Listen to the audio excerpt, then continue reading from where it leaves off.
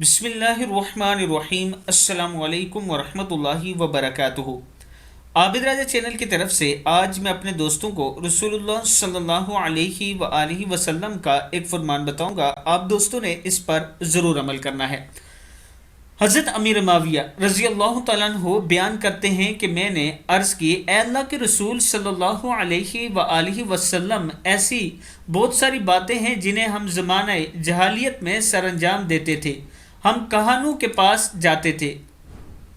آپ صلی اللہ علیہ وآلہ وسلم نے فرمایا، تم کہانوں کے پاس مت جاؤ۔ میں نے عرض کی، ہم برے شگون لیا کرتے تھے۔ آپ صلی اللہ علیہ وآلہ وسلم نے فرمایا، بسم اللہ الرحمن الرحیم، ذالک شیء یجدوہ احدکم فی نفسہ فلا یصدنکم، یہ محض ایک خیال ہے جو دل میں پیدا ہو جاتا ہے، چنانچہ اس وہم کی بنیاد پر کسی کام سے پیچھے مت ہٹا کرو۔ صحیح مسلم کی حدیث ہے۔